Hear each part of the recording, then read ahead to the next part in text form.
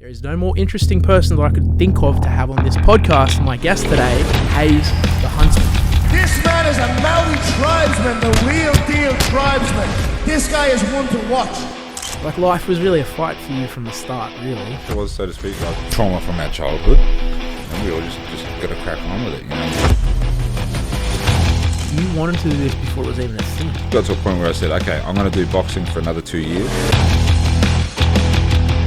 And then I'm going to try and bare-knuckle boxing. This is what I want to do. This shit's real. Completely detached his jaw, like it broke both sides. Just one punch, and he did not move.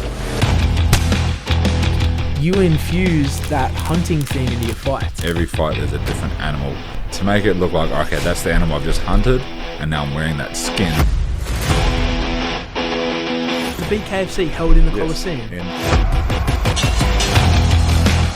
Yeah, actually fighting in a fucking Coliseum, bro. That's the dream. I don't even know what to say to them. Yeah.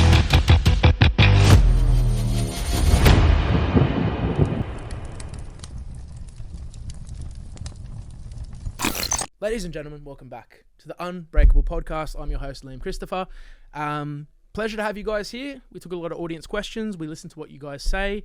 As I've just said, this is the Unbreakable Podcast, so we talk about money, motivation, mindset, and inspiring stories from interesting people. Having said that, there is no more interesting person that I could think of to have on this podcast than my guest today, the one and only Haze The Huntsman.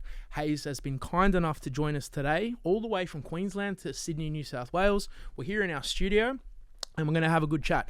Haze's story starts from very humble beginnings. He's moved here from Auckland as a young man with his 3 siblings. He's grown up in the state of Queensland, and at a very young age, he started to learn how to fight. Now, where his story is today, he started, and I was actually one of Haze's first original batch of 1,000 followers. And I remember because I had 4 followers when I first started following your profile. And what he's done, to his credit, is he's built a platform now with tens of thousands of people who are following him on TikTok, Instagram, YouTube. He's documented his rise from basic fights in basic clubs with a strong right hand, knocking out people left and right, to the upper echelons of the BKFC as a bare-knuckle fighter. The benefit of having Haze on this podcast is that we know thousands of Unbreakable podcast listeners watch Haze's profile as well as myself, and a lot of us have been privileged enough to follow his journey from start to finish. So by audience request, we're lucky to have Haze here today. We're going to talk about everything, the beginning, how he got into boxing. We're going to talk about that lethal right hand that he's got, some life stories, how he got into BKFC on the world stage, with an even better shout out than the one I'm giving now from Conor McGregor. He's kicking goals, and let me tell you guys, take this to the bank. This is the start of his journey. Without further ado, I present you guys Haze The Huntsman. Haze, welcome. Hey, thank you very much, man. Thank you very much for that introduction. How's my intro? It was great. How does it compare to Conor? It was good. Come on, we've got to build that energy up. No, it was good. It was good. You know, like when you get introduced by Conor, you know, like growing up watching him and respecting what he was doing and what he'd done for his people and for the UFC, it was massive to hear him say those things about me. Funny story though, as I was walking up to, he called me up to the table, and as I was walking up there, I didn't hear a thing he said because I was focused on not tripping over on the world stage. Really? As I'm walking up to the table. So man, I didn't hear a thing. So it wasn't until I played it back in my hotel room after it that I sort of actually heard what he said. Yeah. Dead set. Yeah, man. Yeah. So you're just trying to like go step by step. You can't hear a word that he's saying. I mean, like I could hear noise. Yeah. But none of it was registering. You know, Right. like I was like, okay, there's a cord there. Don't trip over that. Okay, don't trip over that guy's foot. Okay, there's the edge of the stage. You know, like, Because, bro, when you're dialed in, you're very dialed in. yeah. I'll be like, have you seen a nuclear bomb could go off in North Korea? I'll be like, oh, have you seen this? You'd be like, I don't even know what's going on in the world, bro. Yeah, no. Though, yeah. I have tunnel vision when I need it. But you know? listen, man, the best high performers do. Yeah. Mate, what a way to start, number one. So we're going to get into some cool stories. The benefit is we've gone out, we've had a good time in Sydney, had a nice lunch, met some very cool people, talked to some sponsors. So part of the segue, we've got a few sponsors. Pardon me. I was going to shout out a few before we rip in. One is I Want a Gummies, 40% off, link in bio. If you want to rest, relax, sleep, delicious gummy bears sponsoring the show. The second is Crush Pain Cream, a high quality pain cream, lots of menthol crystals, lemongrass, CBD, penetrates the skin. Another 40% off bio. And our new friends at Hydrogen Water have sponsored us today. So there's a nice hydrogen water. Beautiful. For you. And there's one for me because we're on the waters today. That's it. Man, on the waters. And personally, like I've used all those products, and I do thoroughly enjoy them all, and would encourage the followers to jump on board. 100%. That pain cream's amazing too. They're great, yeah. And especially if you're like training and you're sober. I mean, this hydrogen water I just got introduced to today. It's incredible. I have a couple of boxes at home. Yeah. And my mum will have guests, and she'll be offering them to people. I'm like, Mum, they're mine. What are you doing? Do they sponsor your mum as well? No, apparently so. Also, I've got another gift for you as well. And for anyone that is annoyed at our sponsor talk, I have the best advice, which is get your own fucking podcast. This is from a good friend, Mr. J. Malcoon. It's called The Consultant. This is actually... So I've got you... from Jay, who's a good friend of the podcast, a signed copy of the book. Mad. This is incredible. I know for a fact you specifically are going to love this because this is like a rags to riches story, and some of the business acumen that Jay talks about in here. Yeah. Like he's sat at tables where he'll walk out of the room with $1 million from one deal. He was friends with one of the rulers of the UAE who gifted him $1 million horse. So that's cool, right? That's wild. Yeah. Has he still got that horse? He's got a few, bro. He's got a few. So this is from Jay, so I'm going to give that to you. Beautiful. Jay, thank you so shout out much. for the podcast. Yeah, thank you, Jay. So we've got Crush Pain Cream, we've got I Want a Gummies, we've got Hydrogen Water, we've got a gift from Jay. There was one organisation you're working with at the moment now that you wanted to shout out as well. I believe they're doing some good things in the giveaway space. Giveaways. FKN. Talk about FKN it, giveaways, man. Yeah, it's massive. It's really cool. Essentially, the founder... Bruce, man, he survived cancer twice, and you know he just wants to give back. You know, he's just on this mission to just give back as much as he can to the local community and to other people that are dealing with cancer, or you know someone they know that has cancer and stuff like that. So it's a really cool thing to be involved with. I'm a firm believer that men need to be in service of others to fully find that fulfillment. So man, I love being a part of it. And listen, we're actually doing a giveaway which starts, I think it starts on the 24th of March. Right, and this one is giving away... It is a limited edition Rolex watch. Beautiful. That's valued at around $30,000. Or... This one's my favourite. This is my favourite. Or you could get flights for two to Italy, accommodation, $5,000 spending money while you're in Italy, and 2 ringside VIP table seats to my BKFC debut in April. Bros, if you wouldn't go for that one. That's massive, yeah. Oh, well, it's fuck huge. a watch. What are you going to wear? You see a watch once, Yeah. a memory's going to last forever. 100%, dude. Yeah, Dude, that's incredible. Yeah. Sometimes I'll like take people out for like nice lunches, or like we'll go overseas somewhere. Like, oh, why do you spend your money on that? I'm like, well, if I fucking die, no one's going to say remember his watch. That's it, man. 100%. That's what I was saying. Like, I just want memories with my kids, bro. You know what I mean? Like that's it. I just want to have memories traveling with my kids, and that's why I'm fighting, man. Like it gives me the opportunity to do that. You know? Well, I mean, bro, look where it's put you now. Okay, so the name of the business again is FKN. FKN. Okay. Yep. Well, I swear that used to be a sportswear as well, or gymwear. Can't remember. FKN. Different. It's different. Okay. This is FKN Society. It does. Yeah, they do giveaways. Okay, so we'll chop this up, we'll clip it out, we'll put it on socials, Instagram, TikTok, we'll share it. Haze will share it with you as well, co-promote it, put a link in the bio. A great organisation. I do 100% agree. I think if you're not giving back, you've really not like found your purpose. And also, for what it's worth, cancer's touched my family multiple times. You know, I've had my aunt, I've had my uncle. There was this beautiful young girl. Her name was Dizelle, and a really, really beautiful girl who's in my life, used to go visit her in hospital because she had cancer undergoing chemo. And they wouldn't give her a lung transplant because she wouldn't take 21 fucking COVID jabs. So this poor little 16-year-old was like really struggling, and she sadly passed away. And George Kambosos Jr. was there too. It was in the Daily Mail. It was a big story. But yeah, man, like I haven't even told anyone this, so I'll just quickly tell it. But so my business is e-com. I sell stuff on the internet, and she had this like little jewelry store, and this amazing, beautiful girl I was with said, oh, here's a little store, and she would like on her deathbed with cancer. When she'd get an order, she'd be so happy, and she'd like pack a little jewelry. And so I secretly like ordered like $400 worth of shit. and then my friend calls me up. She goes, oh, she's so happy. She's sitting in her bed in the hospital, like with drips in her. She's like packing her little orders, and I've still got all the jewelry at home. Yeah, that's and that man. Jewelry means more to me than anything, because it's like, if I'm having a bad day, I think about this little kid that's 16 with cancer, packing jewelry to send to me on her last days. And so I think to myself, like, I feel so arrogant if I've had a bad day. I'm like, someone like that would kill for my worst day. So whenever I have a tough day, I open the drawer, I look at my little jewelry pieces, of which I bought fucking several $100s worth, and I feel better. You know, everything's relative. Yeah, 100%. So thank you 100%. For bringing that up. It's a good cause. And yeah, man, we'd love to get behind this. Yeah, cool. Let's get into it. Yes, Where do we start? Alrighty. So for anyone that don't know, Haze and I have kind of had a bit of a catch up. We talked about this, that, whatever. So normally we just have a general conversation. We pretend there are no cameras here. We're going to get into the story.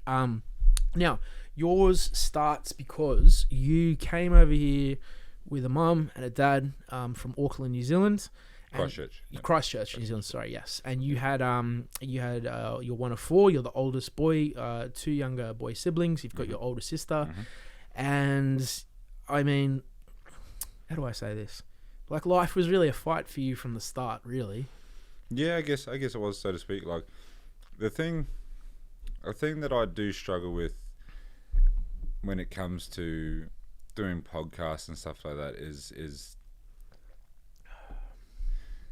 when you're living in something constantly, you don't see it as a struggle. It's just life. So I can't really say that I've been living in a struggle. I've just been living, but you know I wouldn't say a struggle, but what I would say is, like, you'd been exposed to fighting your whole life. Yeah, but again, that's just normal to me. You know, it is. That's all I know. It is. So yeah, you know, bro, I've just been living. I'll push this one forward. We all have, like trauma from our childhood, and we all just got to crack on with it. You know, you do your best to not pass that on to your kids. You know what I mean? Like, there comes a time for everyone, I guess, where, you know, you see your dad. Your dad is your first superhero. You know what I mean? Like, he's your first superhero. He then also becomes your first supervillain. You know what I mean? And then eventually you understand that he was dealing with his trauma while he was trying to raise kids, and not everyone gets that right, bro. There's no rule book. There's no how-to guide to being a parent. The biggest thing I enjoy about the path I'm on right now is that I get to stay a superhero for a little bit longer. You know what I mean? Like, my kids still,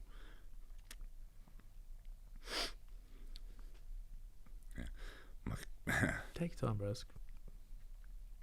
My kids still think I'm cool, you know, and that's, bro, that means more to me than fuck. I don't give a fuck about fame. I don't give a fuck about money. No, that, bro. My kids still think I'm cool, you know. Like, my kids still go, that's my dad. You know, my eldest daughter's 17 now, you know, and the school she goes to is Kibra Park State High School, and that was the high school that I went to. It's a rugby league school,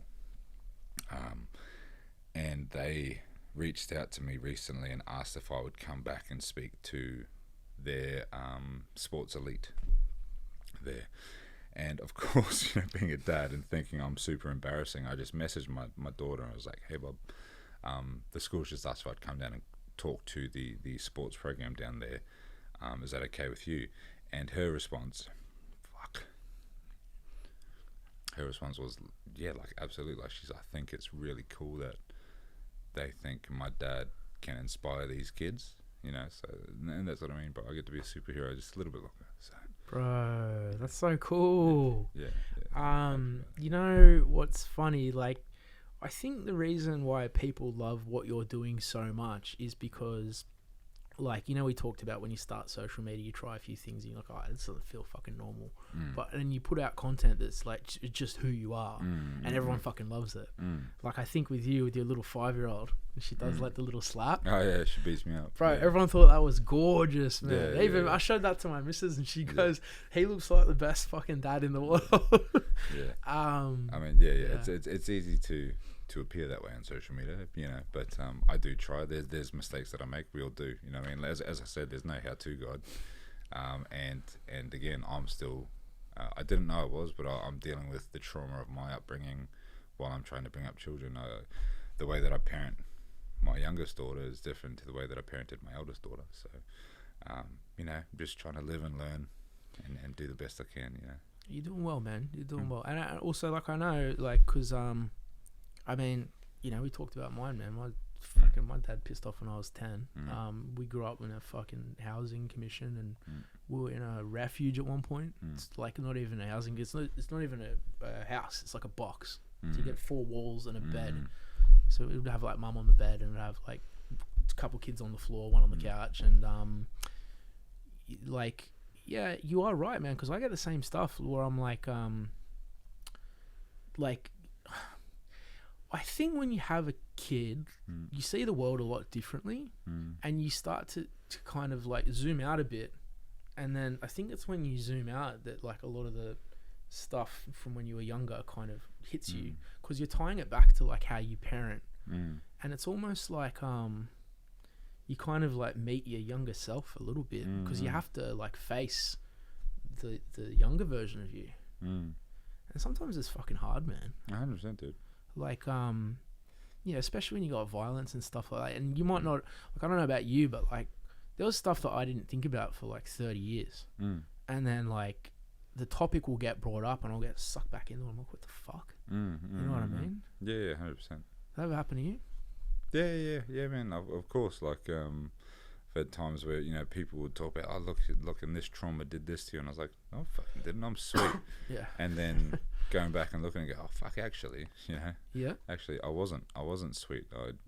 I mean, it goes back to that. If that's all you know, you just crack on. You just get on with it. Yeah. Now that I know a bit more, yeah, I know that yes, that was probably PTSD or some sort of trauma response, and made me treat other people in my family differently. But yeah. Can I ask, is there one that you can think of, like an example of that? Like where something's brought up a memory that you might not have thought of until you're an adult.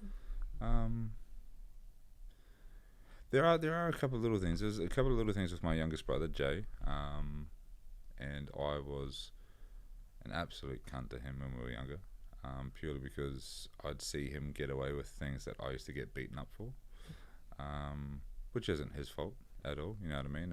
And to be honest, it's not my dad's fault either. You know, my dad, as I said, was learning how to be a parent dealing with his trauma from his childhood.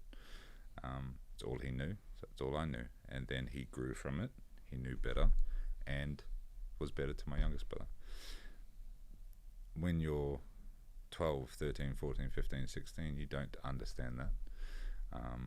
So I took that out on my little brother, which wasn't the best thing for me to do. He's very special to me. Yeah, it's alright, bro. It's just you your man. There's nothing so else. like, and hey, listen, for what it's worth, bro, if it makes you feel better, like my little brother. Yeah. He's gonna call me gay for talking about this, but he's one of my best mates, and I remember like the shittest thing when we grew up. So like, mum would like overdose or pass out, whatever, and I'd have to. Because I'd be the first to wake up, and I'd open the door and she'd be on the floor. I'm like, I don't know if she's fucking dead or whatever, but there'd be like bottles everywhere, and I couldn't get her to wake up. And they had the phones, so you know, you've got like the touch phones, so you knew you could dial the ambulance with the buttons. Yes. So I'd do that, and then I'd I'd close the door and I'd go wake up my little brothers and put them in a little cartoon room. So I'd like mum would be like overdosed in there, and they'd be in that room. But my little brother Tommy was like my best mate. He was like my favorite brother, you know. No disrespect to the other ones, but him and me, we're like fucking best mates. Like, Is he the closest to you in age? No, so it's me. There's one below me, and then Tommy's the middle, and then it's my younger one. Okay. So he's number 3. So there's one in between us. But yeah. Fuck you, other brothers. Yeah, I mean, they don't want to be talked about or whatever, so I just let them live their own life. But yeah, so mum would be fucking passed out or like dying or whatever. I didn't fucking know, but I put them in there, and the worst part was when like the ambulance would come and take her away, and then would have like an aunt and uncle to come get us, and there's 4 boys, and I had to put my little brother in that car, and I'd have to go in this one, and I'd have to fucking wave goodbye to my brother. That was, for me, that was yeah, that was shit, man. And then when I got older, I was like, oh, all that memory of that like kind of came back to me, and I felt like I didn't like protect him enough. I felt like a fucking idiot. So I kind of I beat myself up about that. But yeah, I know what you're talking about, man. Yeah, like even like this here, this is my favorite watch. I have no idea how much this watch is. Yeah, right? I have no clue. Yeah, and I wear it everywhere, and like I don't know, but I don't think it's an expensive watch. But my baby brother got me this watch. This will always be my favorite watch. Doesn't matter what watches I get in the future. This is my favorite watch. Yeah, this will always be my favorite watch. And no matter where I go in the world, I leave it on local time where my family is. You know, oh so man, that's beautiful. So like even when I was over in Italy recently, they're like, "Your watch is wrong." I was like, "No, it fucking isn't." Yeah. Your brain is wrong, all right? Wait, like, you don't know shit about this fucking story, my man. fucking watch, man. And you guys, what, 10 years apart? Is that right? 12 years apart. 12. You guys still catch up now? He lives with me. Oh, he lives with you. I'm very big on village, bro. You know. Yeah. Like, so, he's got a young family, so him and his young family live with me. Mum lives with me. My partner, my kids. So all in the same place. Yeah, fuck yeah. Bro, that's fucking amazing. Yeah, hell yeah. We got a. It's a relatively big house in Coomera in the Gold Coast. You know how we're talking about like possessions don't really mean anything. It's like it's like memories and feelings. I got the best thing I ever did, because I don't give a fuck about money, man. I've been like a millionaire before, and I've been bankrupted before. I've been fucking. You have to. Yeah, bro. I've been fucking nearly bankrupted 3. Someone's trying to bankrupt me right now. You can suck my dick, because it's not gonna happen. But the best thing I ever did when I came in with a bit of money, like I linked up with my little brother, because he had some stuff going on or whatever, and he got himself sorted out. Best thing I ever did, like. I had some spare money. I didn't give a fuck about money, but his passion, all he ever wanted to do was own a house. So I gave him some money so he could go buy a house, and that was all he's wanted his whole life. And I'd fucking, even if that was my last dollar, I would have given him all of it, because it's like seeing him have that and be happy as an older sibling, that meant everything to me, bro. It meant everything. That's it, man. Like, that was the world. I have that same sort of feeling, I guess. You know, and I've said this to my brothers, because my brothers, we're all fighters. Like we all fight really well. Is he a boxer or bare-knuckle? Or? They both do boxing. Cause I've got 2 younger brothers. They're both boxers. They haven't done bare-knuckle yet. The youngest one definitely wants to get into it. The middle one, I think he wants to have a good crack at glove boxing. So you know. But I've said to them both, I was like, you guys don't have to fight. Like, you know that, Like, I'm prepared to sacrifice my body to get the family to where it needs to be. You don't have to do it. And they're like, yeah, we know. Yeah. But they love it too. Just love of the game. So, yeah, it's what we do, man. But bro, you're like genetically built for it as well. Yeah, kind of. I'm part Irish, right? So my people do a lot of drinking and impregnating once fighting. They also do a lot of bare-knuckle. Yeah, they do. But you guys are fucking born warriors, bro. Yeah. Like, all my Māori friends, like, they can take a hit. Like, that, you can't get them to... You can't drop them. When I've sparred with them, a lot of Islanders are like that too, bro. Yeah, all of Pacifica, really. Yeah. But, man, the biggest thing, I think, is just getting the work ethic, the knowledge and know-how to train well and prepare well for a fight. for a lot of us over this side of the world is key, really. As soon as we get on that level with the rest of the world, we'll take over combat sport. Oh, you mean like in Australia, New Zealand? Yeah, Yeah. we'll take over. Because we've got Volkanovski with some top tier fighters here. Do you think we need to get the culture a little more dialed in? Well, you look at where they all have to go. They all go abroad. They all go abroad to do their thing. You know what I mean? Like, I mean, now you've got City Kickbox in Auckland, which does really well, but they bring some of the best people in as well to help coach these boys and teach. Where these did boys. Volk do his training? He was at City Kickbox for a bit. Oh, was he? Yeah. In the New Zealand one as well? Is that the one where all Adesanya of and them are, Hooker? yeah. Yeah. Have you Yeah, seen all them of them spar? Like Adesanya and Hooker? They Yes, had some good yeah. sparring sessions. So Dan's there, Adesanya's there. They've got the Bulk and Bear. They've got a couple other Māori boys. I'm pretty sure Navajo Sterling is there. Kwaikara France. I'm pretty sure Shane Young's there. Like, they've got fucking everyone. They've got a mad roster there, bro. Really good roster. I'm pretty sure Junior Fire was boxing out of there too. Yeah, I've seen some footage. Really good. They've got Really some good warriors roster out there. Yeah. So that's the family situation. I actually didn't know that you had the whole family there. That's awesome. That's Yeah, right. really cool. The end goal, bro, is just to buy a big bit of land and just have all of our houses there and just have one sort of like dining hall. You know what I mean? Where we all just come have dinner every night. And I feel like I want to come like have dinner with the family for some Okay. reason. I want to come join in, That'd be bro. cool, Yeah. That's mad. Yeah, bro. Yeah. So I mean, that's the goal, man. Like, the goal is to have our own veggie gardens, and I'll just go and hunt my food. And What more could you want in life, right, hey? not much. Like the only reason I want to be and will be a millionaire is because my family need me to be. Without question, you will be, bro. I can just go walk into the bush right now. You'll never see me again. I don't care. But listen, remember what I said to you on the way here? I said, when I first saw your profile, and I don't want to joke myself off here, but I will. Like, man, Don't aim it at me. I'll just do it politely under here. No, but for real, like, I for whatever reason, anyone I pick, like, here when they're on the up, they've all taken off. Like, so my good mate Graham Abbo Henry, we good, Dave? Yeah. My good mate Graham Abbo Henry, he just got a script done, and he's in talks with, I think, Netflix and Paramount. Cool. My good mate Jay, whose book I've just given you, he's in talks for a movie deal. My mate Sage Devotion just got approved by Stan. They should make a fucking movie about me. Well, this is what I'm saying. And Jason Momoa should play. He would be good, or you could get The Rock, maybe. Yeah. But here's the thing.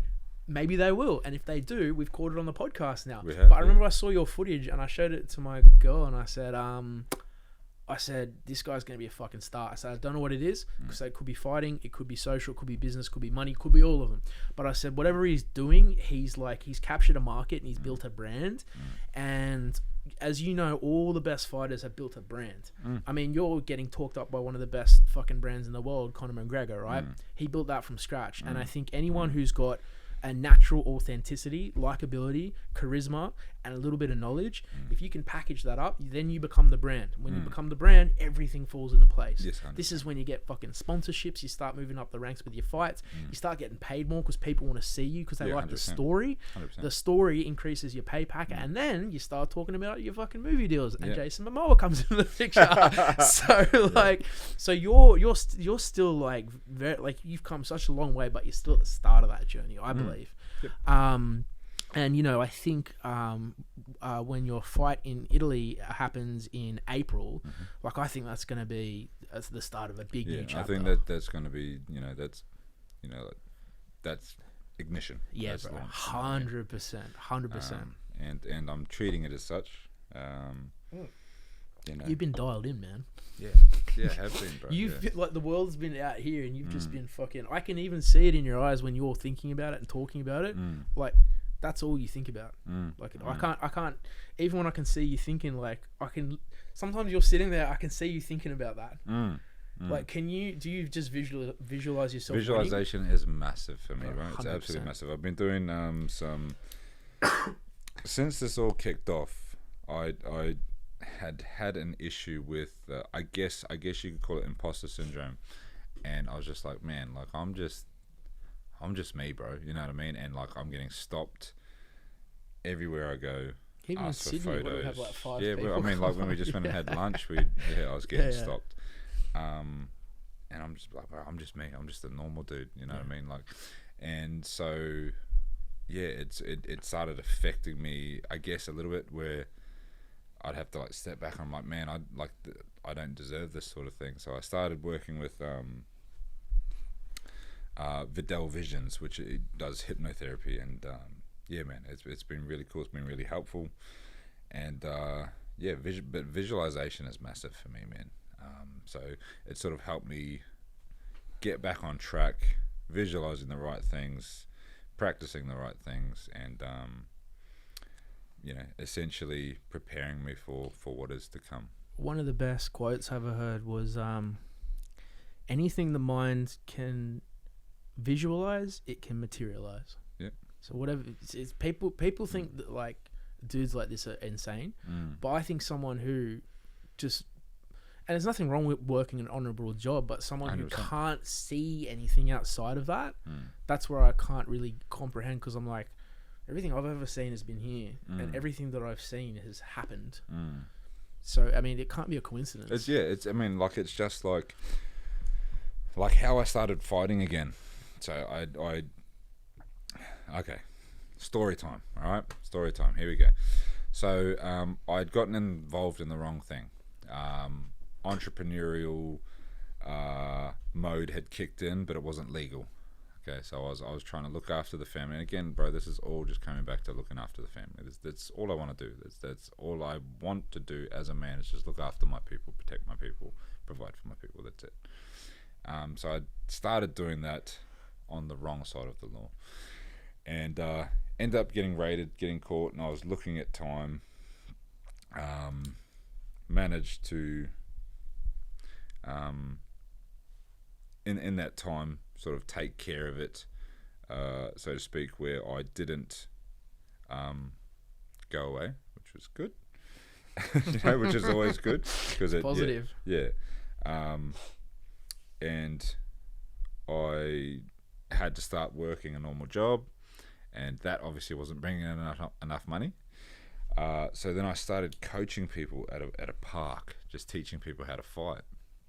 And after a couple of weeks, it turned into a relatively big group of people that I was teaching. And two of the guys came up to me after one of the training sessions. They were like, "Hey, you're pretty good at this. Like, why don't you have your own boxing gym?" And I was like, "Because I don't have a spare $50,000 to start it." And they go, "Oh, well, you know, we could help you with that."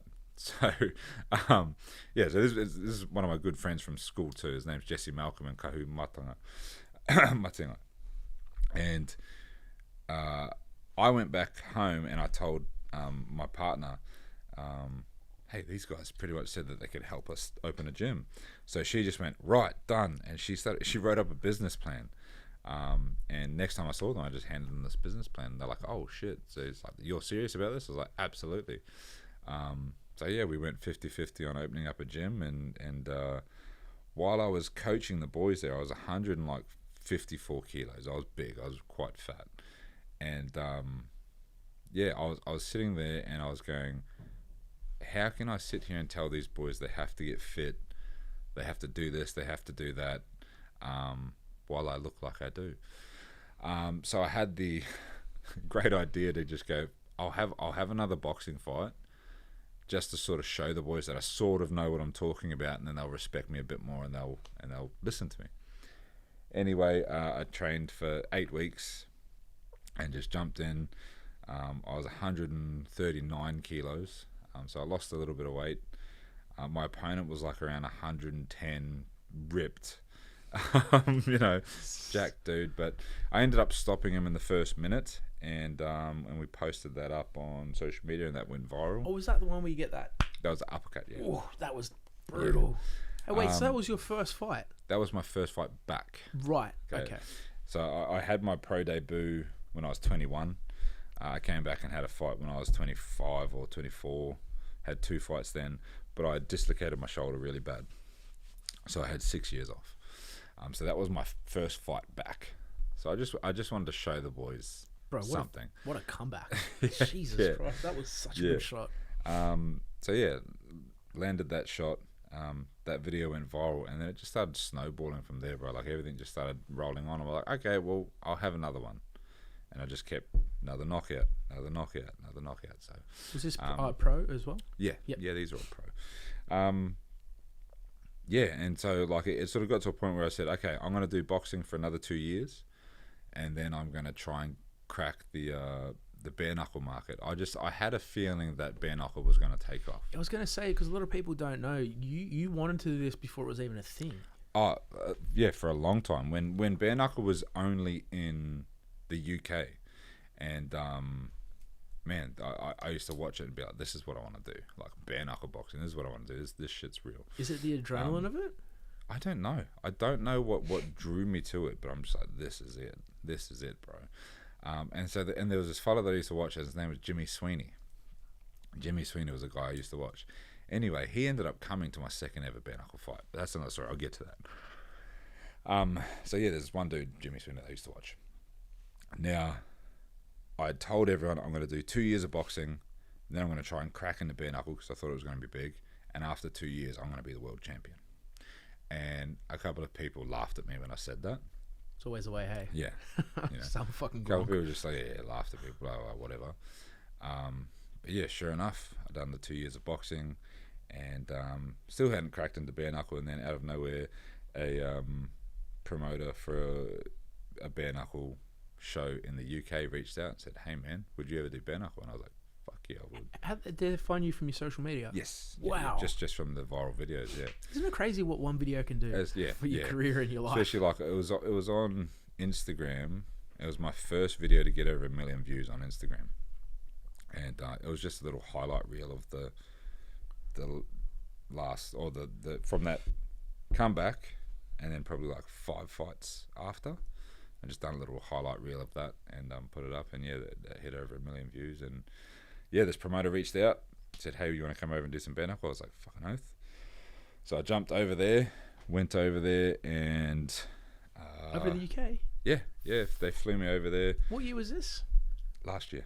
That's bro, this is such a like rapid ascension. Oh man, this last year to 18 months. You've gone exponential, man. Like I had never travelled outside of Australia or New Zealand until last year. Yeah. And now I've done like 12 countries. You know what I mean? Like it's crazy. This is crazy.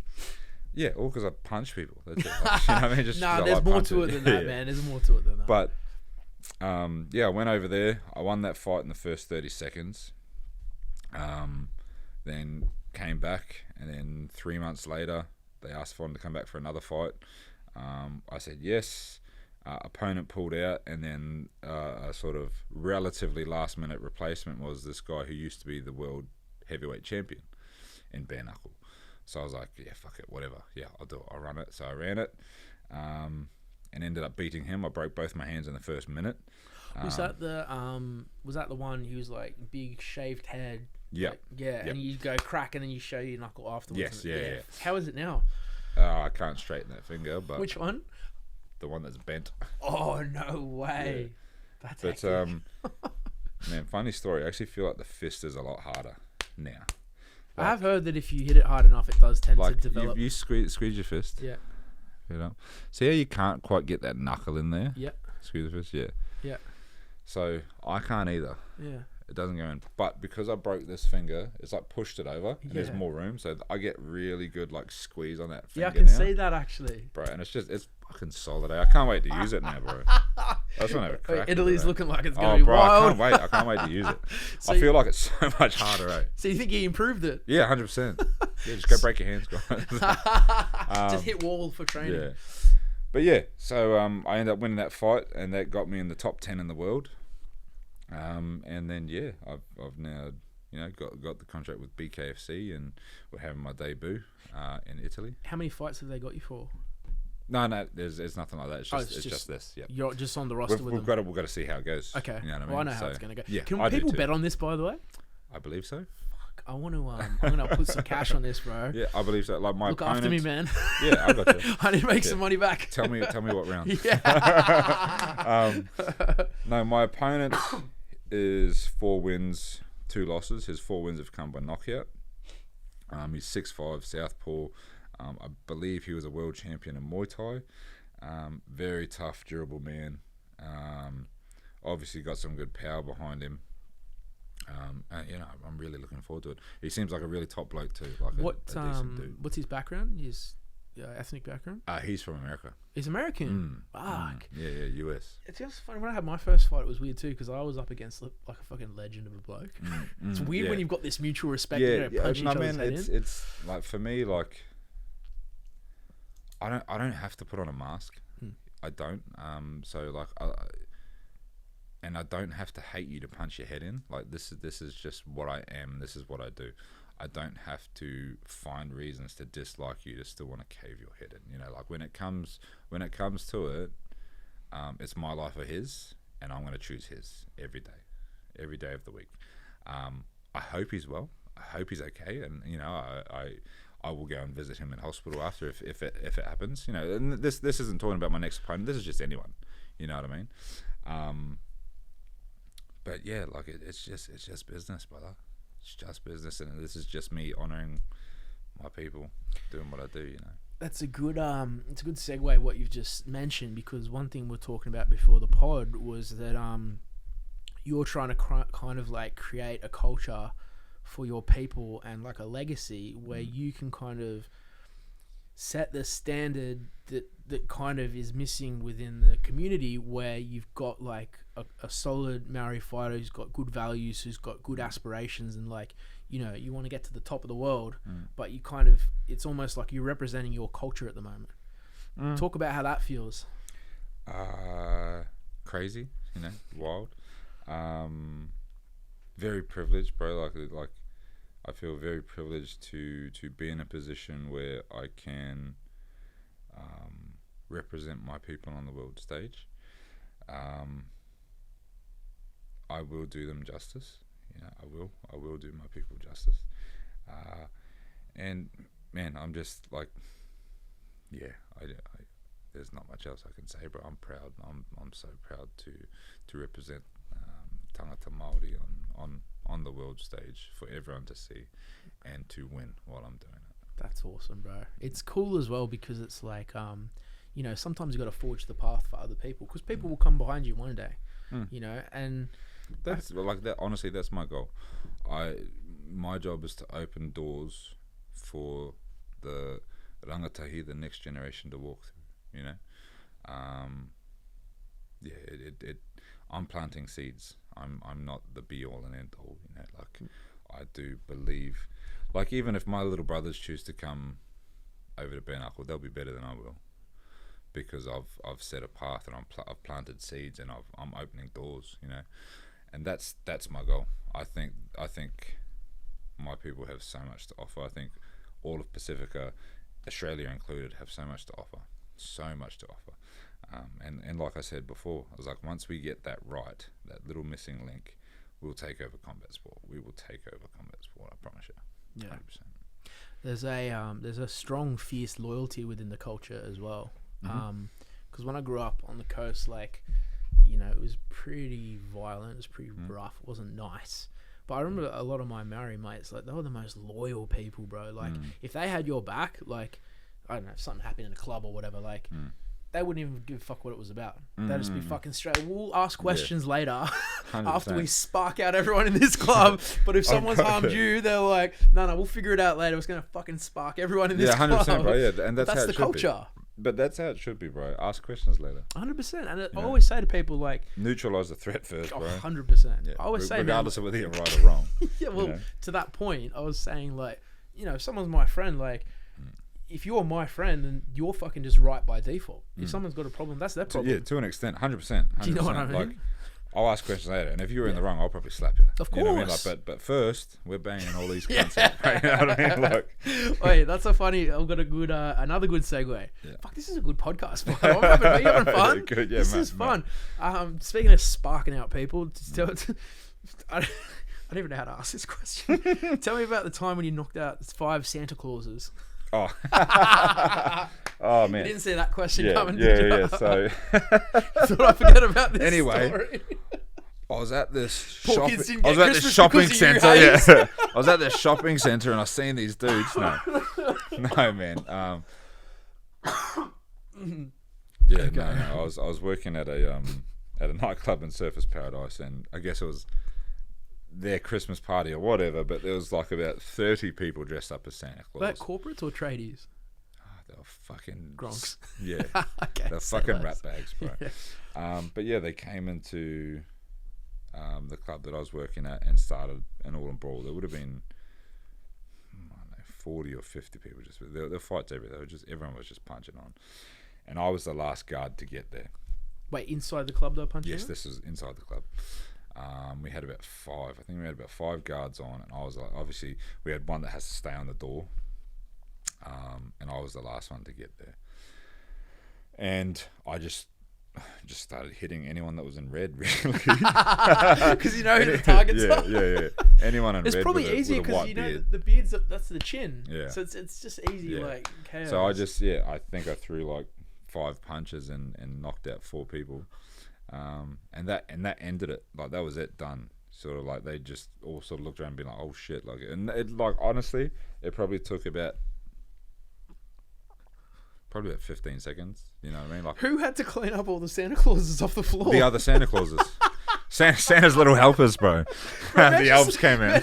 Imagine some poor kid, he's like, I can't wait for Christmas, Mum. See some Santa get sparked out. He's like, ruins Christmas for him. But So yeah, they're all getting picked up by their other Santa Claus friends. yeah. They sort of saw it coming, and then just people start falling over, and then they all sort of go, okay, maybe we'll stop now, and they just picked up their mates and took them out. So they just showed themselves out of the club. Yeah, right. It's always easiest when it's like that, Yeah. especially because there were stairs in that club, and I don't want to have to walk downstairs trying to. Oh, do you have to walk up to get in? Yeah, right. So You could that- just thrown him down the stairs. I could have, but we wouldn't be here talking. You'd have some quadriplegic Santa I'll be in Clauses. jail, bro. So Did you ever? Did you have any like near misses where someone mucks up in the club and you put one on them and they just kind of like go to sleep and you're a yeah, bit, bro, bad. Tell me Bad. some of those. Yeah, bad. Man, it's usually always around Christmas time, you know, when people want to play up. And yeah, I remember this one time I went up. There was a group of dudes. They were just being pests. They weren't doing anything too bad, but they were just annoying this group of girls. And I just ended up, going up to one dude, and I was just like, boys, just fucking leave it, man. Like, just leave them alone. Like, they're obviously not interested. Leave them alone. And the dude, what did he say? The dude turned to me and said, oh, the sluts know what they're here for, or something like that, something stupid. And I can't remember what I said to him, but I poked him in the chest. I was like, bro, pull your fucking head in. And I saw his mate coming from the side, and he swung, and I've sort of rolled away from it and just come back with a right hand, bang, hit him, completely detached his jaw, like it broke both sides. Both sides was gone. His lip was fucking like open. Just one punch, and he did not move, that dude. Hey, like, he did not move. So I knocked him out, knocked out the dude that I was talking to, and It's all right. sorry. No, go for it, bro. Hey, coach. How did you go yesterday? Yeah, great, mate. I'm literally sitting in a podcast right now. Oh, bro. Sorry, brother. Tell him to say hello to the audience. Yeah, say hello to the audience. Say hello. How you going, champ? How you He's rocking on? famous now. Don't be afraid to talk about that famous coach of yours, man. D double fucking T. What's this one? Yeah, thanks for that. We're going to put that in the podcast now. Oh. Right, I'll send it the pics. Yeah, All we'll right. clip it in. Good. All right, coach. brother. Chat soon. Love you. Love you, bro. Bye. To be fair, if you're going to take a call, that's a call to take. Yeah. All right. He's a fucking character. He sounds like man, a eh? weapon. All right, Oh, so he's old mate's great. on the floor with his jaws out of place.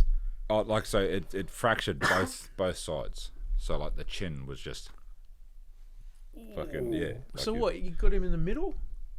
Is that how you fracture both sides? Don't know. Just this general area. But it was just, yeah, I don't know. His mouth must have been open. And I sort of like rolled from that shot and just turned straight into it. Yeah.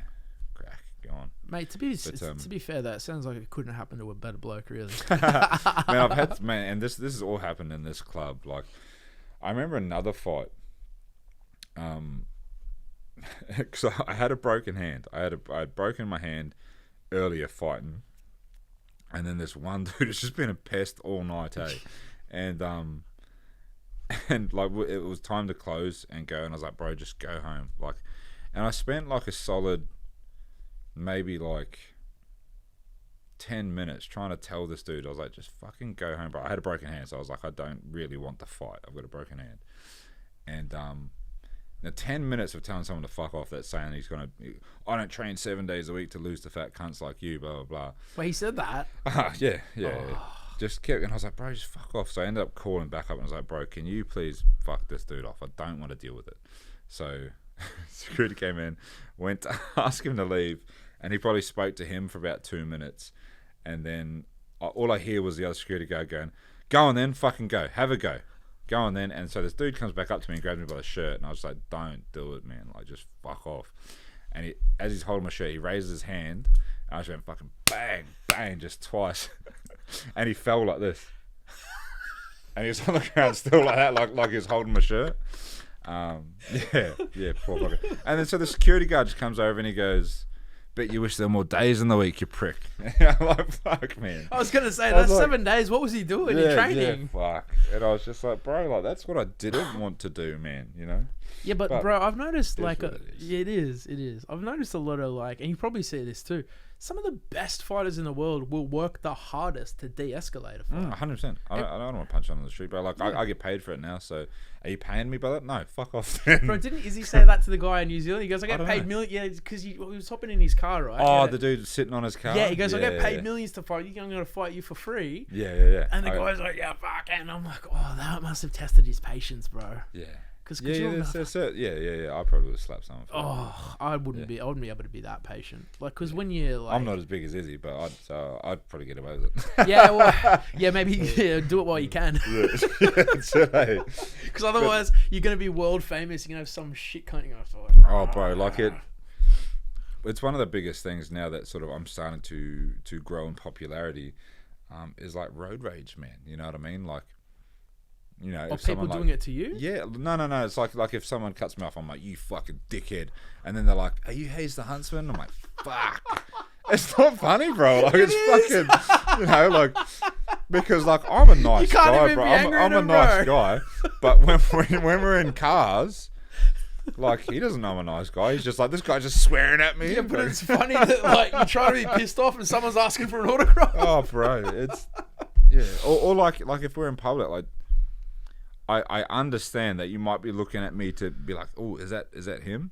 But don't just stare at me like it. Yeah. Like I'm a fighting man. Like that's fighting language. Like, I'm going. What the fuck are you looking at, cunt? You know what I mean? Like especially if I'm with my family. If I'm by myself, I'll probably just be like, hey, fuck off. Yeah. You know. But if I'm with my family, you know, I'm gonna say something, and then they end up just going, are you that bare-knuckle fighter? I'm like, yeah, I think the thing is you gotta, and this is what I have to think about sometimes. Like some people just genuinely don't know. You know what I mean? They're just like they don't have. And they're just like, oh, this guy's a fucking psycho. Yeah. But they don't know. Like I think it's like Asperger's, where like you could be death staring at them, and your eyes are saying, I want to kill you, and they could look at you and think, oh, look at this nice man who likes me. Like they don't know. They don't know, bro. They can't interpret. So sometimes I try to put in context. I'm like, you know what? Maybe he's a bit on the spectrum. He doesn't even know what he's doing. You know what I mean? Yeah. But God forbid someone like that goes to like jail or something. You wouldn't last long. Once you go to jail, you're just like. It's just but it's one of the things I've really had to sort of try and keep myself in check. Well, to be fair, man, like we're out to lunch. You're great, but I think also the people that came up were very respectful. You know. Yes. Like, hey, how are you? Like, see you with some friends. Would you mind? Like, that was really respectful. Yeah. But like I noticed, like. As you would have seen, like while we're sitting down, I wasn't comfortable where I was sitting, and I had to move to the other side because I can't have people behind me. I need to be able to see everything. I need to be able to see my exits. I'm just like that. And I noticed two people that were looking at me that didn't say anything. One dude was a delivery dude. Another dude was just walking past. But I notice these things. I can't help it. That's just who I am. Like I'm a very protective person. Oh, it probably comes from like you've been in like security for so long. Yeah, and I guess it's part of your. I think your life experience shapes how you view the world and how you react and respond to the world. And I think when you've been around that much fuckery, like that story before, right? The punch comes in front, you got to be looking over there. So if you're at a table, it's natural that you're gonna. That's why I said I have tunnel vision when I need it. Outside of that, bro, I'm all peripheral. Isn't it Always. funny? You got the gangsters and the fighters and the fucking podcaster over here to tell us, oh, that's funny, whatever. If someone tries to come at me, you guys can look after me. I'm like, this is probably the safest place for me to sit. To No, be honest. it wasn't, because if someone starts shooting at us, it's hitting you first, brother. You know, it shows I'm a loyal friend, Hayes. Yeah, bro, it shows took that I one for take the one for team. the team. Imagine if I get Swiss cheesed at lunch. Like he died doing what he loves. So, talking about... Okay, so I want to talk about a couple of things. So, I want to talk about sponsors in a minute, leading into Italy, because that's where you're going to have your... It's... The other ones you had leading up to this, they're all filmed and like you got all that footage in the bank of your other... Fights? Your bare-knuckle fights. Yep. Yeah. Yeah, got footage of it. Will this be like the biggest stage? that you've 100%. been on? Yeah, okay. 100%. So this is going to be like your fucking ascension moment. Yeah. This is the big one. Yeah. The BKFC is probably the, like, I mean, like, I'm pretty sure it's 1,000x'd in the last 6 years. Oh, without like, question. I'm pretty sure they made like 400 mil 6 years ago, and then this one they made like fucking $500 million. Like, Probably. it's colossal. Yeah, I think whenever something new comes out, like it's a struggle at the start, but then it's just boom, pops off. And I think to be on that stage, and not only that, man, like the production that goes into it now, like you got lights and fucking everything, like it's very high production value. But what people don't know is, and I only found this out today, that like you put like characters, because the Haze the Huntsman, like as a character, like you infuse that hunting theme into your fights. 100%. Talk to me about how that came about and how you do it. Man, like, it's just, I don't know, like, I like little, like, and I don't know if anyone's caught on to it yet, but I do a different animal every fight. Every fight there's a different animal, and it's to make it look like, okay, that's the animal I've just hunted, and now I'm wearing that skin out to my next fight. So the last one was a wolf. The one before that was a bear, you know. So I just go through a couple little animals here and there, bro. It's just So you just a get like a fun bear little skin or something like that? Yeah, or? bro. Like one of them, I wore a bear skin out to the ring, and I had like bones and stuff on it hanging off it. Bro, can I ask, where do you get a bear skin from? You don't, like, I'm not. Where the fuck did you get one from? It's not a real bear skin. Okay. Bro. Come on, man, you could have made up a fake story. Yeah, well, anyway, went to Alaska and shot one. Right in the fucking eyes. He tried to run away, just shot him again. Just punched him in the face. Just bare-knuckled. Yeah. No pun intended. Yeah. But yeah, man, it's just a little fun thing that I like. Building this brand of Haze the Huntsman was quite a fun thing to do, and I like having fun with it. The lady that makes my fight kits, she really loves having fun with it. So she's MVRK, so Maverick. She does a lot of top tier fighters. And I just sort of just let her have some fun with it. Just go, okay, this one's going to be a panther. So that's this fight's going to be the panther. My next one's a panther, yeah. And she's just like, cool. So I don't tell her anything I want. I just go, look, this is the type of fight kit I usually have. I said, the thing's panther. Just show me what you come up with. I was like, I just let her run with it. And so it's pretty cool. She's gone almost like. So she's got to throw over panther for this one? No. Now when I walk out, I'll just wear my korowai, kakahu, the Māori feather cloak that I have. Yeah. And I'll make that match the animal. So this one's panther, so I've got a black kakahu. There's just all black feathers. That's awesome. Yeah. And your missus has got like the nice nails. Yeah, done she gets her nails done to match my fight kit. Is your and you don't have to answer if you don't want, but does your little girl go to your fights, or does she has watch? done. She has. She came to my last one. Yep. Where I broke both my hands. She loves it. Does she? Yeah, she thinks it's awesome. I love that video where she slaps you in the face. Yeah. Funny. Oh, one of them she punches me. The other one she slaps me. Yeah, it's wild. Yeah. Will she go on to this one? No, they can't come into this. They come into Italy, but they can't come to the actual fight. Is that like a regulatory thing, or is that like? That's the usual thing. Yeah. The last few shows have been a little bit. They're smaller than what this one is. Yeah. You know, because like I mean, this fight ringside, you've got Andrew and Tristan Tate. That's what I was gonna. You've got Conor McGregor.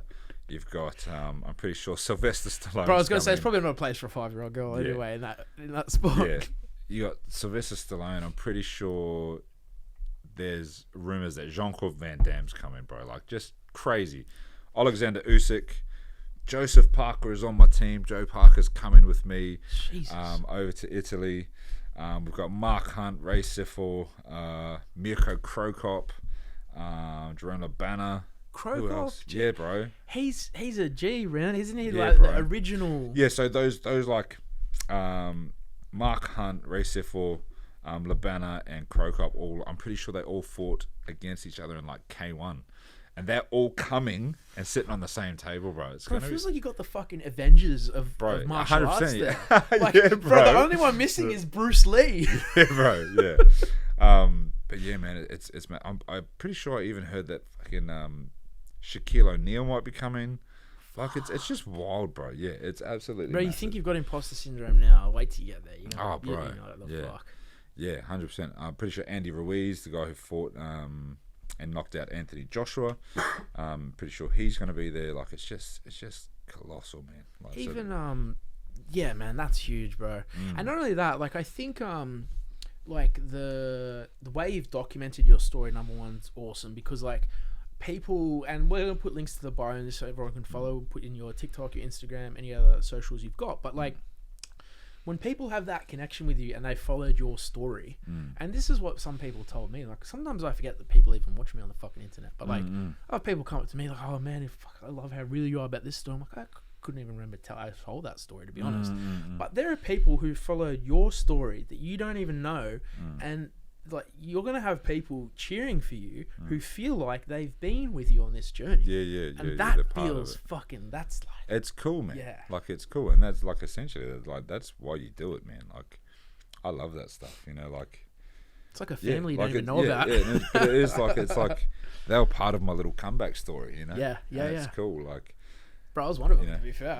I said to my missus, I appreciate said he's going to be a star. Yeah. And I get her on the phone after this, but I was like, he's going to be a star. I said, I'm telling you, he's got 1,000 followers, but you just watch, he's going to fucking take off. Yeah. And I've had a couple of people say that to me, like probably about 2 years ago.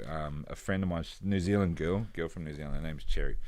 And she was just like and this was before things really started taking off, and she's just like, you're going to blow up. Like I think I had like maybe 5,000 followers. She's like, you're gonna blow up next year. I was like, oh yeah, thank you, you know, like just you know. And then like literally, bro, like I think it was a couple of months later, I went from like 5,000 followers to 20,000 followers. Like it did just blow up. Not only that, bro, how many, remember we messaged each other and I was like, oh, I got 11 million. You're like, I got 11 million. I'm like, yeah, fucking wild. Yeah. But like I'm like averaging about 10 million on Instagram every month. That's that's big for Instagram too. Yeah. Because it TikTok boosts stuff's pretty hard, but if you can crack Instagram, it's a big platform to crack. Instagram's one of my biggest now. Even like Facebook, my Facebook's got I'm pretty sure I got close to 50,000 followers on Facebook. Yeah, and that just goes like randomly, like it'll be a video that didn't go very well on Instagram, like get like 30,000 views on Instagram, and then go over to TikTok and it's got like 2 million. Like it's just so it goes over to Facebook and just gets like 2 million. It's crazy. Yeah, I feel like I have this suspicion that all the platforms like monitor each other's algorithms to boost the right content. Because if TikTok's taken off because it's got good content, I feel like Instagram wants to steal that and boost it harder.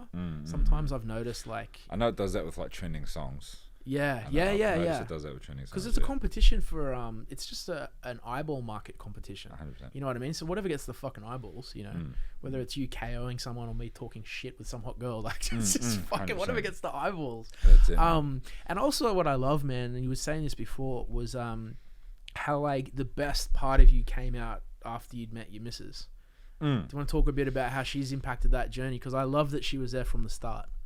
Yeah, I mean, like, yeah, we started this together, man. You know, she's just like the first partner I've had that actually believed in me. You know what I mean? Like, I can say the previous partners said they did, but her actions said that she did.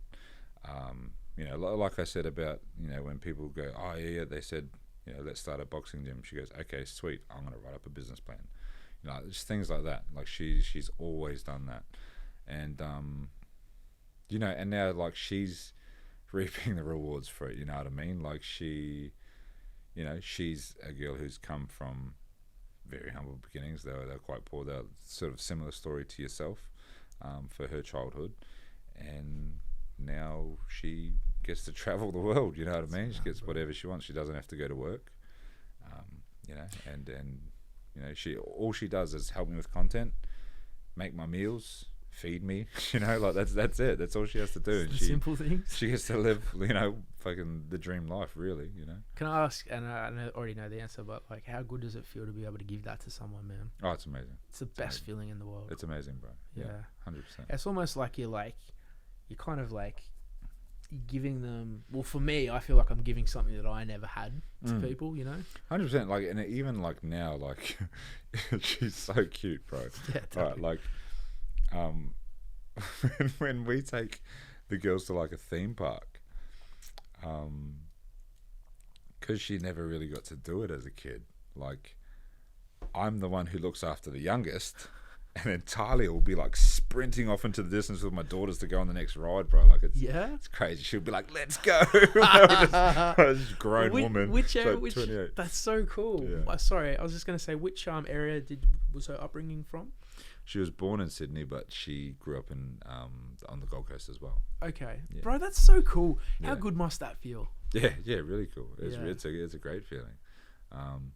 It's one of the most fulfilling feelings that I've had. I always say to people, like, I try to make as much money as possible, but to me it's meaningless. The only meaning that it has is the ability to give experiences to other people. Yeah. That's all it means to me. 100%. I was like, money literally means nothing to me. Except to be able to do that. Yeah, 100%. I feel like when you got a few mil in the bank, you're just gonna probably just disappear up to a farm with a family. And bro, yeah, and I'll have more than a few mil. yeah, that's a couple hundred. Yeah. Don't forget your old mate Liam, then, please. That's funny. I think some big things are coming. I've already had a proposal for a line of alcohol, which is very cool. Nice, bro. Which country is that coming out of? That will be coming out of Italy. Okay, yeah, you're on the right track there. But yeah, no, it's very cool. I won't give too much away. No, keep your cards close. Yeah, but as I've said from day one, man, like everything you've built, full credit to you. Like it, that book's gonna get you very inspired too. Yeah, cool. Yeah. Cool. But without question, man, like this is all happening, and it's all credit to you. So like, you should be proud of what you've achieved. And yeah, we got 10 minutes till 4. That was a fast hour and a half, wasn't it? Jesus Christ. I feel like maybe we should even do it like another one of these in Christmas after you've won a couple of these big ones under your belt. Well, by Christmas, bro, I'm hoping I've had three more. Yeah. We've got this one in April. I'm aiming for BKFC Australia in July, and then going back to Italy to fight in a fucking coliseum in September. No way. Yeah, bro. Does anyone know about this? People do, yeah. Who is it? A BKFC held in the Coliseum? And not the one in Rome. There's one in Verona, which is up sort of a bit further north. Yeah, actually fighting in a fucking coliseum, bro. That's the dream. I don't even know what to say to that. Yeah, 100%. Like, because when I found out that BKFC Australia was happening, I was like, no, I don't want to fucking, like, obviously I want to fight here because I can get plenty of people on board and a lot of viewership, but I was just like, no, like the dream is to fight in the Coliseum. Like, but did you know that was already happening and you wanted to be a part of it? Yeah. And they put you in it? Yeah, 100%. Like, so it was meant to be, as far as I know, it was meant to be this one that's happening in April, but they couldn't get the booking right. They couldn't get the right time, so they had to push it back, but they just still wanted to keep an April fight card, so I just jumped on that. Are you going to watch Gladiator before? I've watched it a couple of times again, 100%. Bro, how inspiring is it? Yeah. Like when I was in Italy just recently, like in the hotel room when I was going to sleep, because I was having trouble sleeping, because like just going from Australia to Italy and then back to Australia in a matter of 6 days, body clock's fucked. you know. So like I couldn't sleep, so I was just like laying in bed in my hotel room at midnight watching Gladiator. I'm just like, bro, this shit that's happening right now happened just down the road. You know, it was crazy. It was wild. God, that must have been a crazy feeling. Yeah, it was cool. And how does it, like, in 2025, you know, like, because, like, this is going to be a really dumb question. Have gladiators fought in this Coliseum before? Is it one of those? Yeah. Like, what was that? That's what they're built for. Hundreds of years ago. So it's the first blood sport ever held in a Coliseum since the gladiators. Bro, how incredible is that? Oh, bro, I can't wait. Like, it's history. Like, I have goosebumps even yeah, thinking bro, about it's it. fucking wild. Like you're literally stepping into the same arena that humans fought in hundreds of years ago. Yeah, a couple. Like, I'm pretty sure it's 1800 years, but it's like Fuck, it's over 1,000 years ago. yeah, 1800 years. I'm pretty sure they haven't done it for like 1800 years. But you got to like, this is where combat sport first begun as a spectator sport. It was here in fucking Italy, and like, so now it's come home in the form of bare-knuckle, and I fucking can't wait, bro. Bro, that is incredible. Yeah, I can't wait, dude. Like, I'm so glad you mentioned that on the pod here, because this is like, even thinking about that, man. I'm gonna have them chop in some gladiator footage when we clip this out. I'm gonna make it look sick. 100%, bro. Yeah. Oh, dude, I can't wait for this. Yeah. Wow, dude, listen, I knew this was going to be a good podcast, but you've exceeded my expectations. No, it's cool. And not only that, like, for whatever reason, like, when I started this, I was just like, I just want to talk to people that I find interesting, that I like have similar values with, and like, I didn't expect it to do.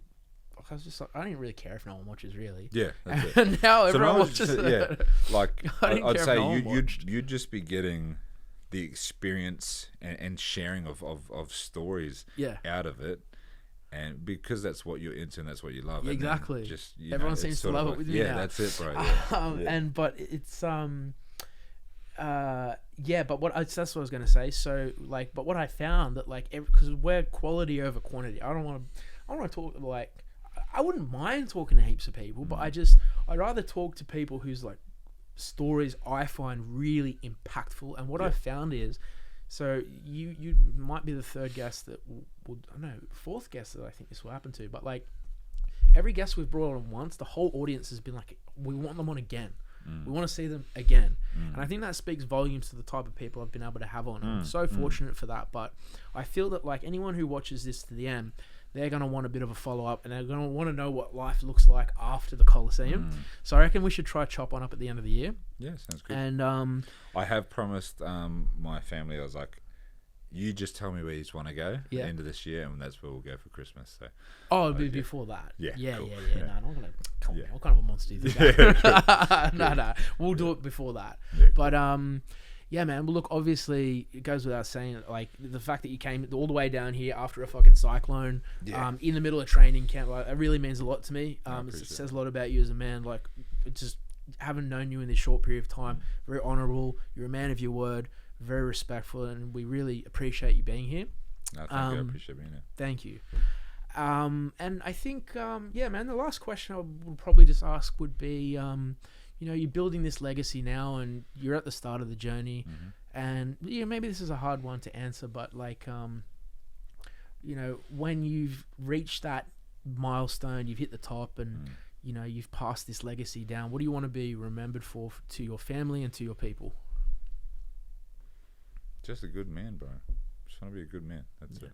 Well, You know, so people just go, yeah, he was a good man. Yeah, I don't care about all that other shit, bro. I don't really need a legacy. You know, I just want the people that I love to know that I love them. That's it, bro. Well, listen, man, my job here is just to capture your legacy and your story, and then to preserve that.